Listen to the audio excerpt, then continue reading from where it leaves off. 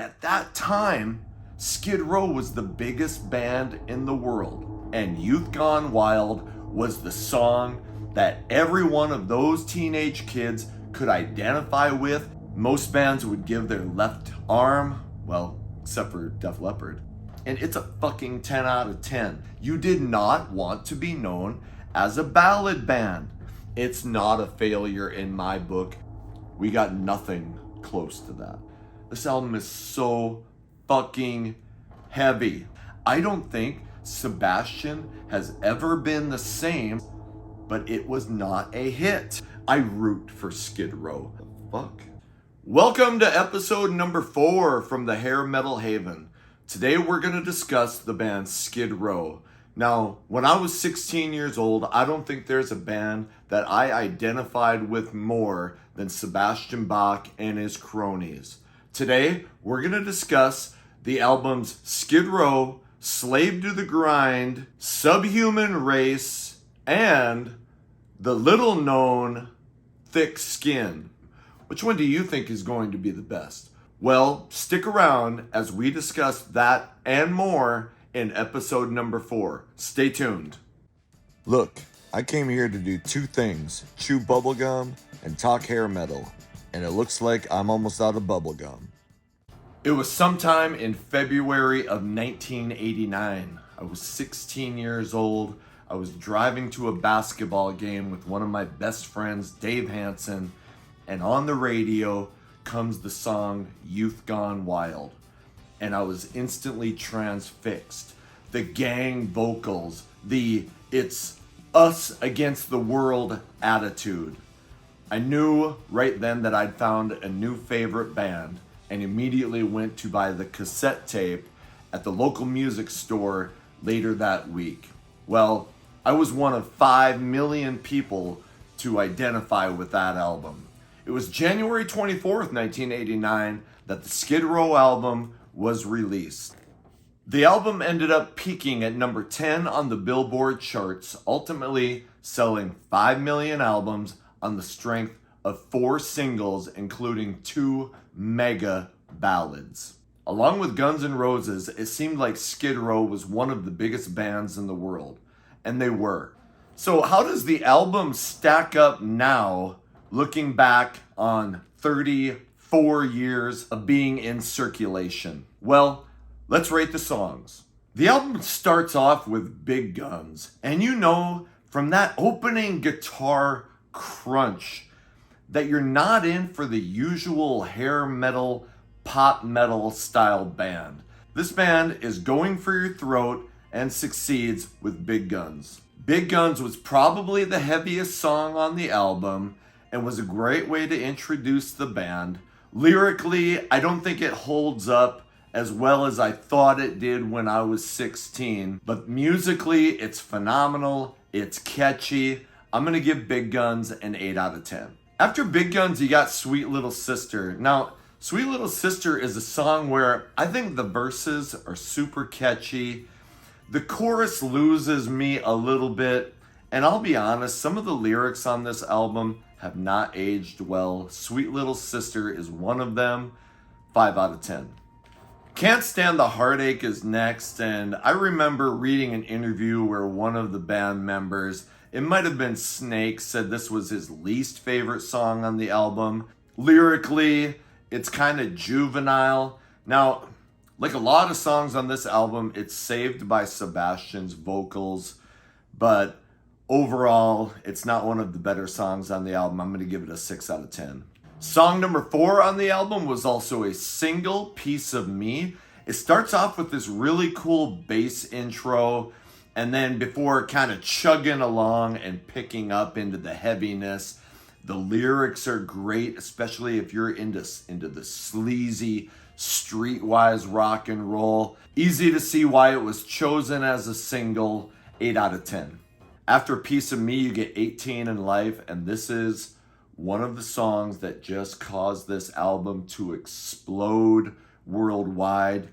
It starts with that haunting introduction guitar riff, the lyrics about a kid who's got tons of problems in his life, family problems, alcohol problems, ends up wandering the street. I think everybody remembers the video where the kid gets thrown through the window by his dad, and he and his buddy end up going out in the streets and they're drinking tequila straight.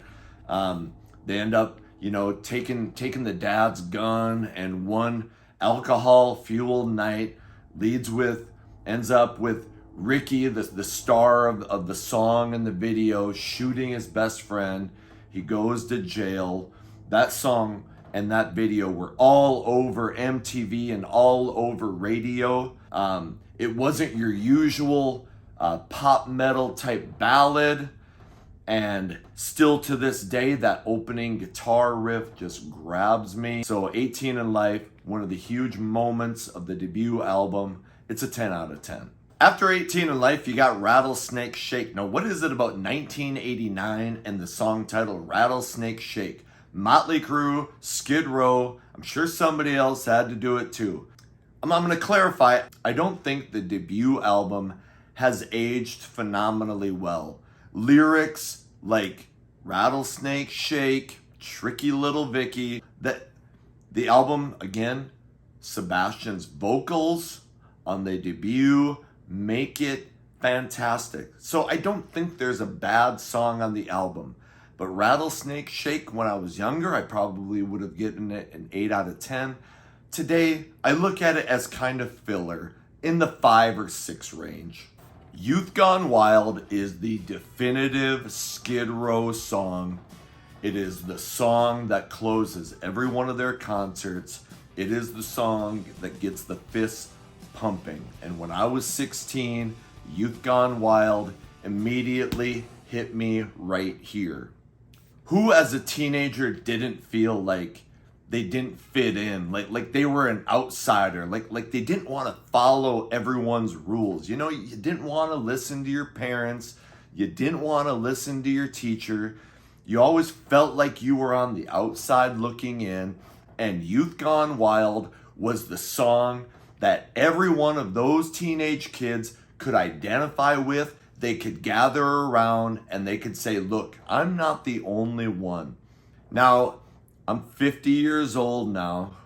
So looking back, you kind of realize that, what the hell did I have to bitch about? Was life all that bad?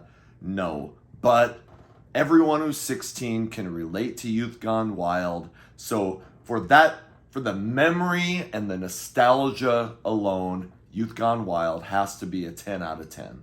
Here I am, another song that I liked back then. Now I look at it as filler. It's a 5. Making a Mess is next. Starts off with a really heavy guitar riff and has a cool chorus, really catchy. Sebastian's vocals, spot on. The screaming. Vocally, Sebastian carries this record. Making a Mess is a 7 out of 10. Now, I Remember You is next. Another ballad that everyone knows. Another song that caused the album to go 5 times platinum. But the problem with the album is I don't consider Piece of Me to be a big hit. It was a single, it got a video, but I don't remember it being played all over the radio. Even Youth Gone Wild didn't get super high on the Billboard charts. I'm looking at it right now.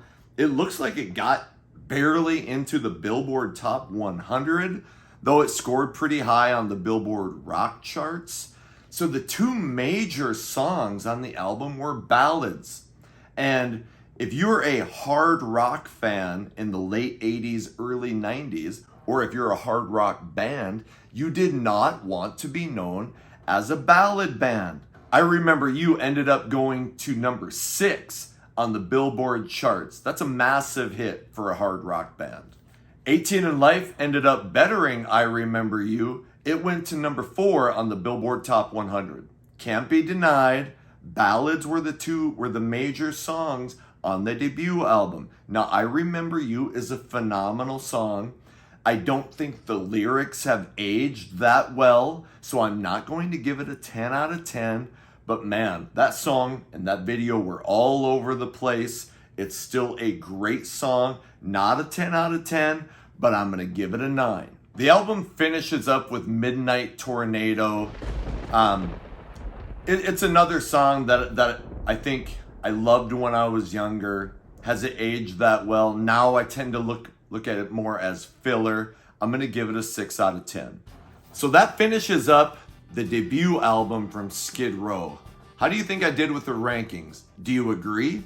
I feel like I'm going to get a lot of pushback that I gave a lot of songs 5s or 6s. So, will the debut album end up being ranked as the best Skid Row album of all time? Well, coming up next, we have to look at Slave to the Grind.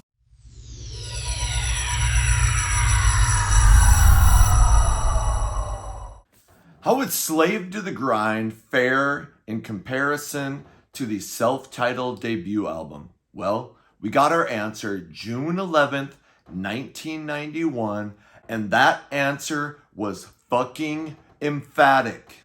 I was in Dallas, Texas when Slave to the Grind came out. We were on a church trip, and my buddy Dave and I went to a music store and saw that the new Skid Row album had been released, and we both had to have it. Now, unfortunately, he had a CD player, and so he bought the CD and he could listen to it right away. Well, I didn't have a CD player, so I bought the cassette, but had nothing to listen to it with on this trip. So we were in the bus, and I just sat and watched him listen to Skid Row, Slave to the Grind, and after every song, I had him stop and explain to me what he thought of the song, whether it was heavy, whether it was a ballad, what he thought of it. I could not wait to listen to it on my own. Skid Row's Slave to the Grind has the honor of being the first heavy metal album to debut on the Billboard charts at number 1, selling 134,000 copies in its first week. Now, right around that same time, Sebastian Bach was also on the cover of Rolling Stone. So it's not even the slightest exaggeration to say that at that time, Skid Row was the biggest band in the world. Now, sadly, it didn't last, but Slave to the Grind was a monster. Let's look at the songs. Monkey Business starts off with this really cool acoustic intro. Sebastian's lyrics, he's singing them in kind of a breathy, almost quiet manner, and then suddenly all hell breaks loose when that guitar riff and Sebastian's scream kicks in. Monkey Business is one of the perfect songs on Slave to the Grind. It's immediately catchy. It was the first song to be released as a single on Slave to the Grind, and it's easy to see why. It's a monster. It's a 10 out of 10.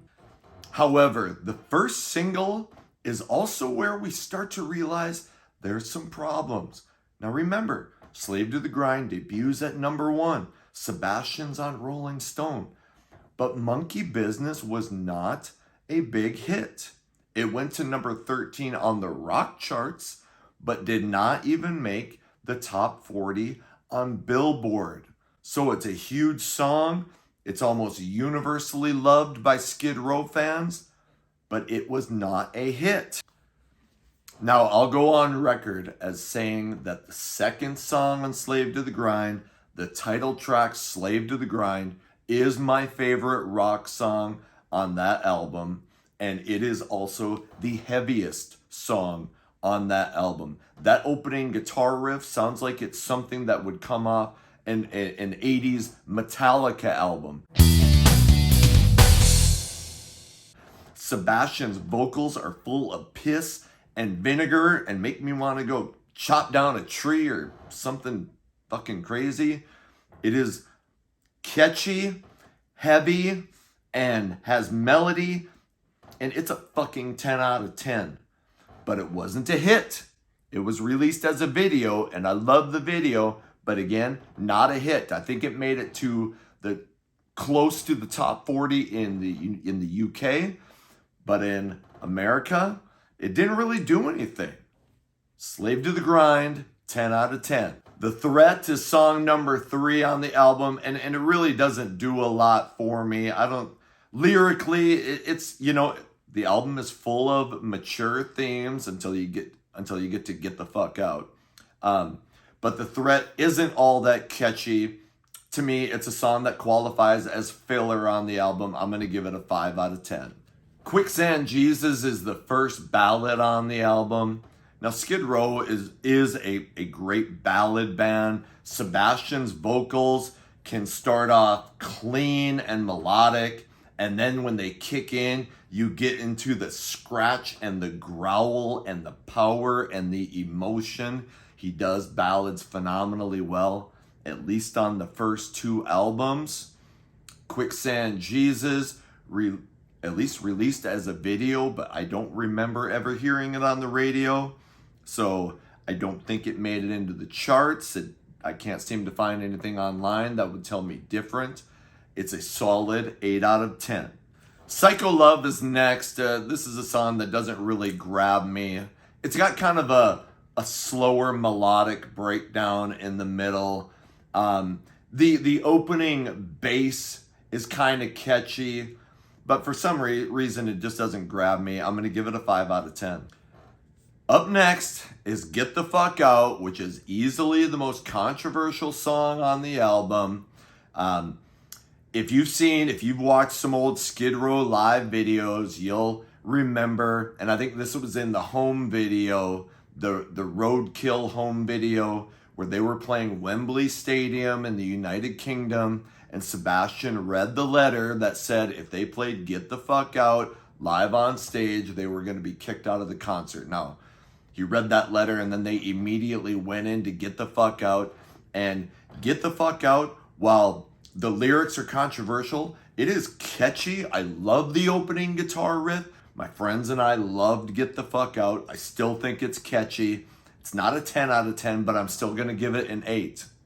Living on the Chain Gang is another song that, I know people like. To me, it's filler. So I get the message behind it, but it just doesn't do a lot for me. I'm going to give it a 5 out of 10.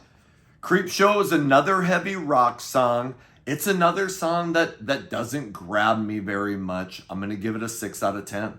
In a Darkened Room is the second ballad on the album, and it is phenomenal. Lyrics are super deep. I remember reading an interview with Axl Rose, and he was talking about this album, and he said that In a Darkened Room was his favorite song. You weren't going to get I Remember You and Love Stuff on Slave to the Grind. In a Darkened Room, dark but catchy. Sebastian's vocals end up exploding in the chorus. You're almost like, how the hell is he going to hit those notes? But he does.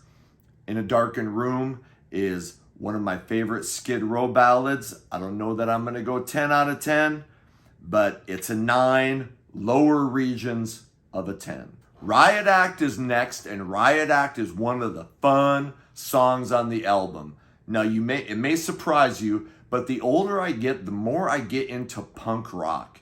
And Riot Act with that punky... Now, if you know the history of Skid Row, you know that Rachel Bolan is a big punk rock fan, and that influence comes out on Riot Act. Super fast guitar, vocals being spit out super fast. It's aggressive, it's energetic.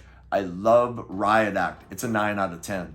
Mud Kicker, super heavy and catchy guitar intro.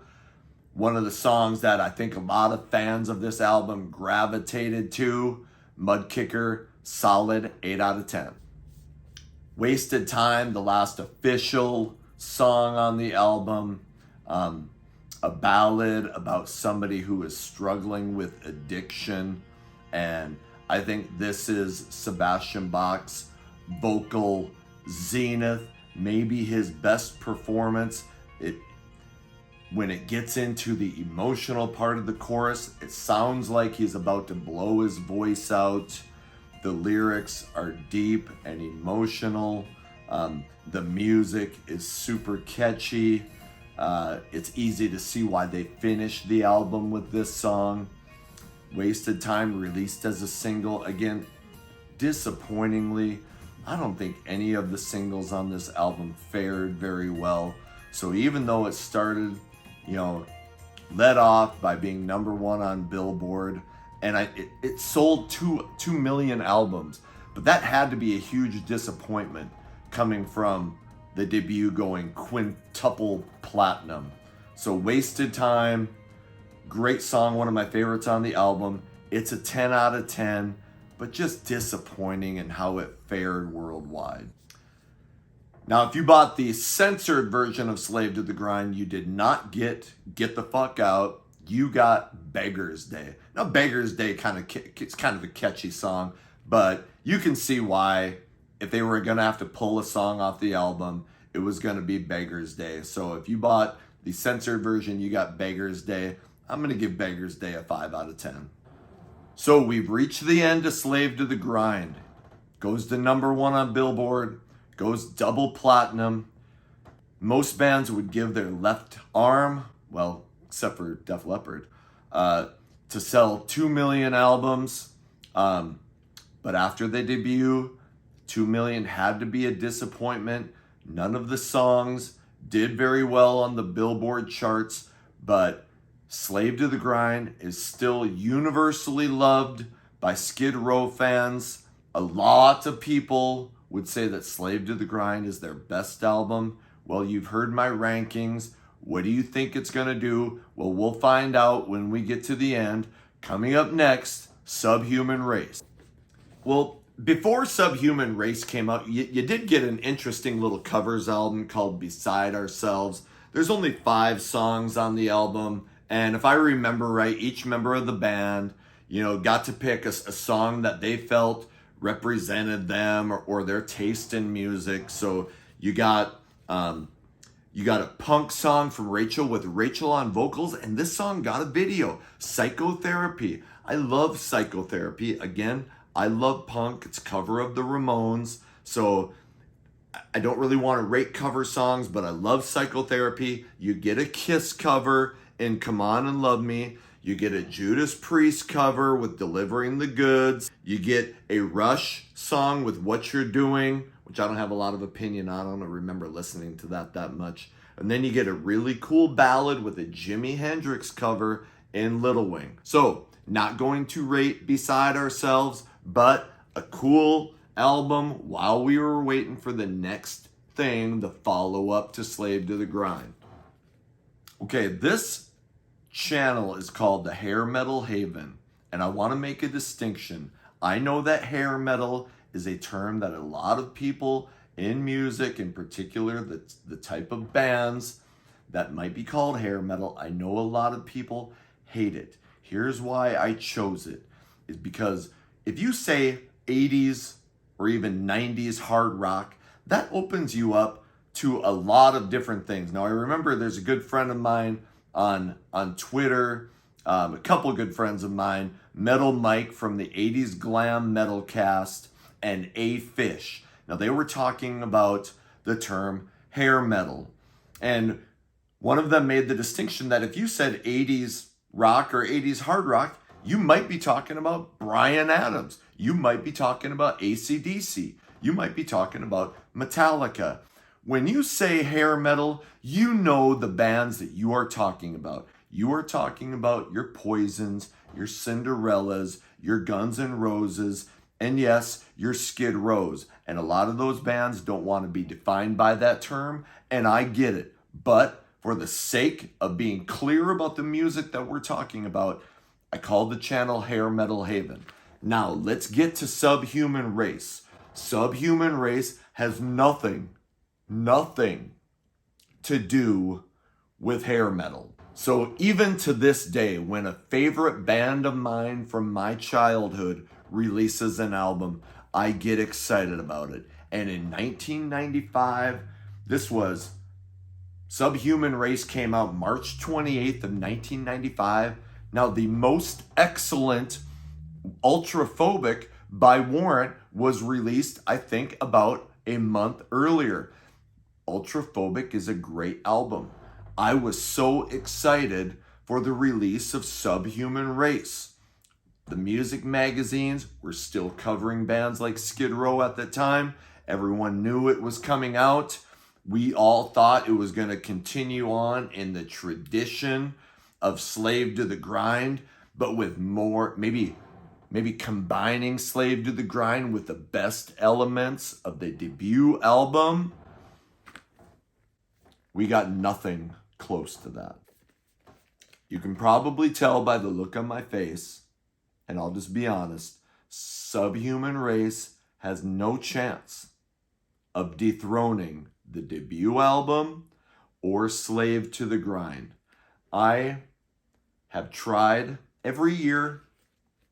I still listen to this album 2 to 3 times a year, hoping that something else will grab me, and it does not. I loved the heaviness of Slave to the Grind. Subhuman Race, and I'm thinking that maybe the band were really influenced by touring with Pantera on the Slave to the Grind tour. They thought they could pull. Pantera had gone from being a glam band to being one of the biggest bands in the world by being a thrash, power metal, super heavy band. I think Skid Row thought, hey, we can pull that off too. They gave it a shot. It doesn't work. So let's look at the songs. Subhuman Race opens up with My Enemy, and you can tell from that opening guitar riff, it just slashes at your throat. But I know a lot of people, if you look online, there are a lot of people who really love this album. It does away, in my opinion, with attempts to be catchy in lieu of being strictly heavy. And I've heard that when the band were recording Slave to the Grind, that Sebastian was trying so hard to get the best vocal performance that he almost kind of blew out his vocals. The vocals don't sound as great on Subhuman Race. I don't think Sebastian has ever been the same since. Now, I'm somebody who, I've bought all of Sebastian's solo albums. There's a few good songs. None of them, in my opinion, have stood up to the first couple Skid Row albums, but his voice does not sound the same. The grit and the power of the first 2 albums, you see glimmers of it, glimpses of it, but starting with Subhuman Race, vocally he's just different, and not in a good way. My Enemy, 3 out of 10. Fire Sign is song number 2. There's kind of a cool little melodic breakdown before the chorus that I like. But again, you know what you're getting. Super heavy metal. Song does nothing for me, but because of the cool melodic breakdown, I'm going to give it a 5. Bonehead is interesting. You get a really almost kind of catchy punk rock guitar riff. But the vocals, Sebastian is more yelling instead of singing. So when you get into the verses, it completely loses me. Cool guitar riff, not great singing on it, 3 out of 10.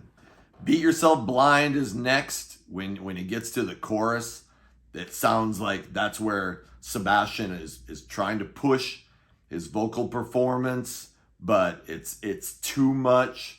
It sounds like he's blowing out his vocal cords. 3 out of 10. Eileen is next. It's one of the better songs on the album. It's very ballad. I don't know if it's a true ballad, but it's close to a ballad. The opening guitar riff screams 90s grunge, but some 90s grunge is okay if it's catchy. I wasn't a huge fan, but I liked some of it. Eileen is decent. It's probably one of the higher ranked songs on the album, but I'm gonna give it a 7. Remains to Be Seen, filler, 3. Up next, you get the title track, Subhuman Race. Heavy for the sake of being heavy. This album is so fucking heavy. You might like that. I like 80s Metallica. I like some thrash stuff. I loved the heavy parts on Slave to the Grind. Subhuman Race is trying for another level of heaviness. The song Subhuman Race 3. Frozen is next, and the reason I'm smiling is because each time I do another song, I run through it a little bit, even though I listened to this album yesterday, but I want to refresh my memory so I can try to be accurate. And so I'm about, 8 or 9 songs in, and Jesus, I just do not like this album. Frozen 3. Into Another is next. It's a ballad. It's decent, but listen to Sebastian's vocals when you listen to Into Another, and then go back to 18 in Life or Wasted Time. It's not the same singer, and I feel bad saying this.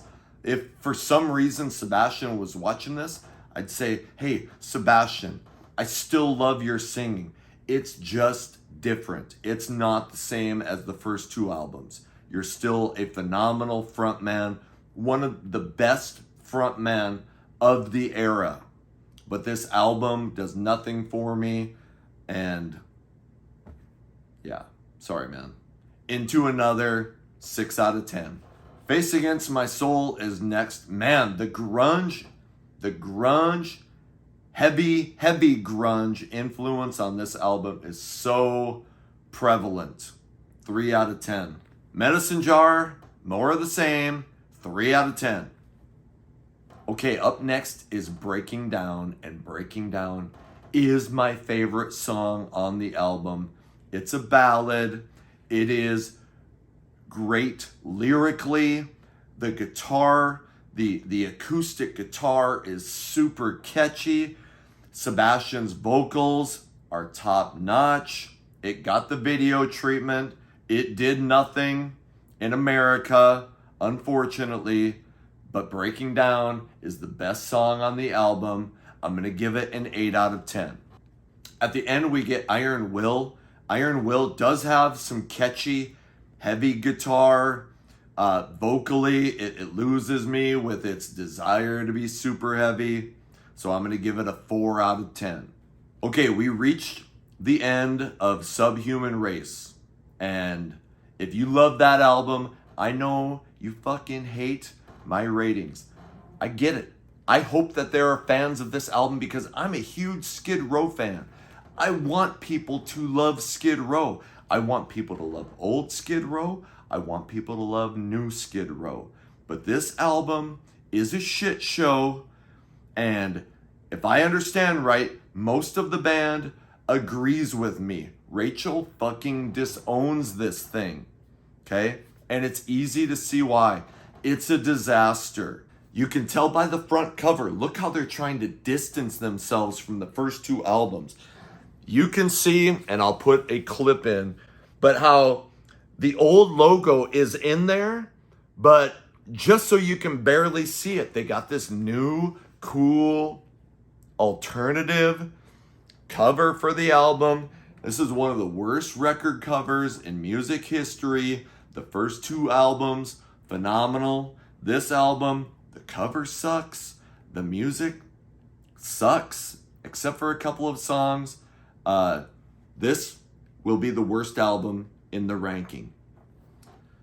So Skid Row fired Sebastian in 1996. Now, I'm a soldier. I did 22 years in the North Dakota Army National Guard. I retired in 2015 as a captain.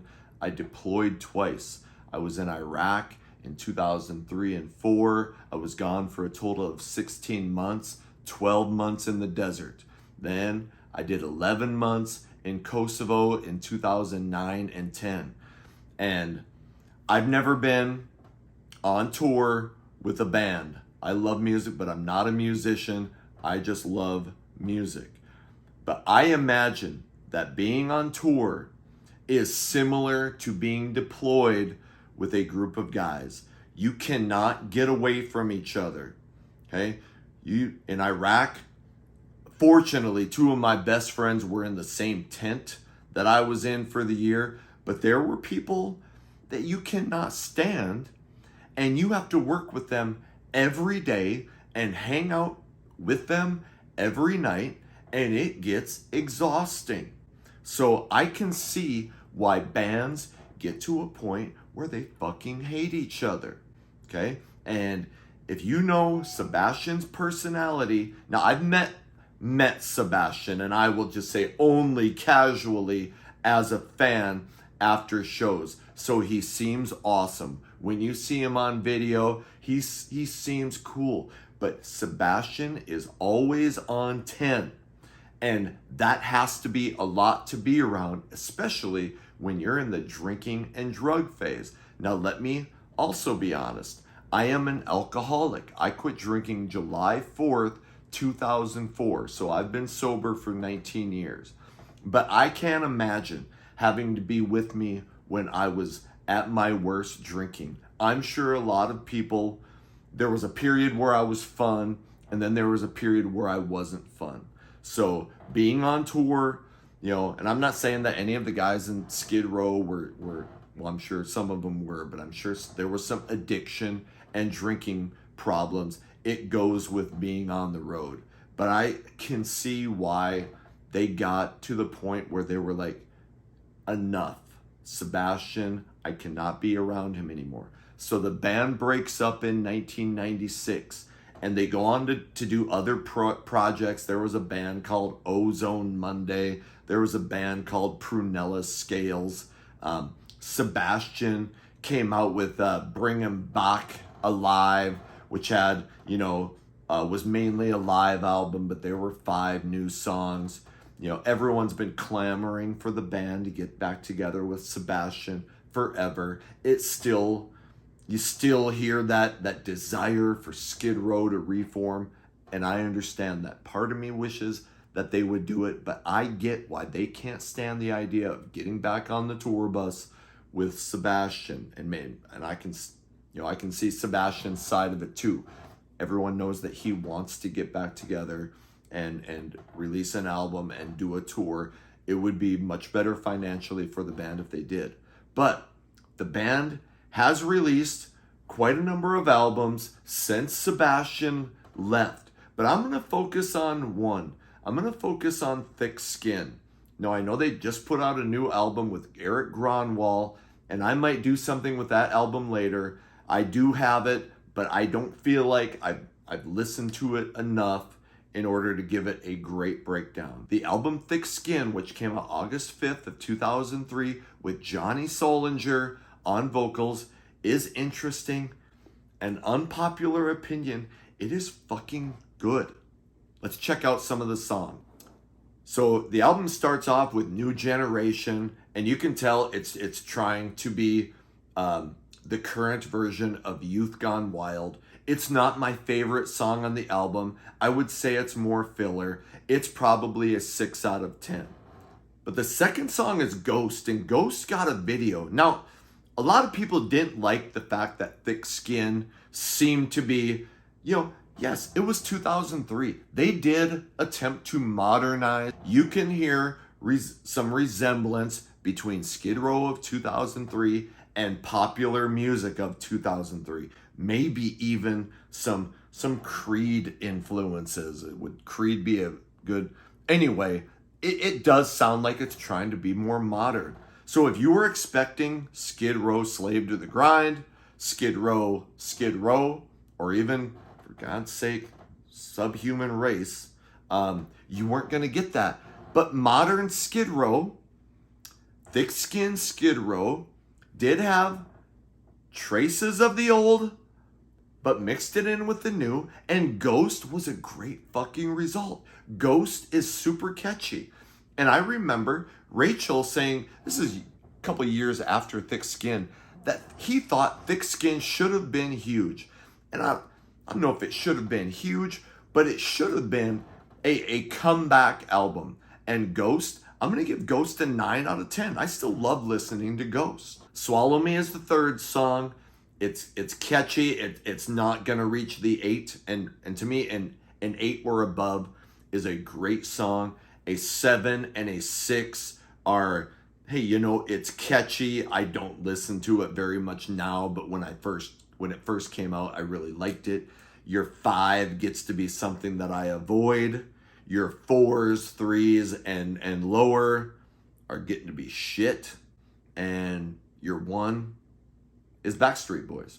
Swallow Me showcases Johnny Solinger's vocals. It's got a cool melodic breakdown in the middle. I think Swallow Me is a 7. Born a Beggar is a great song. It starts off with kind of a melodic, I'm not a guitar player, but kind of a softer little guitar intro. And then the chorus explodes. Johnny's vocals are great on this. Born a Beggar is an 8. Thick as the Skin is maybe the heaviest song on the album. It has these really cool stops and starts, so it kind of bounces, but it's catchy. It's got great lyrics. This is another 8 out of 10. See You Around is the first ballad, and Johnny Solinger, he doesn't get a lot of credit, but man, his kind of scratchy vocals work really well with ballads. And you can probably tell by my rankings so far, I really like this album. And See You Around is another 8 out of 10. It's a great song. Mouth of Voodoo gets too into the grungy era. It really does nothing for me. This is where we start to get some filler. Mouth of Voodoo is a 4.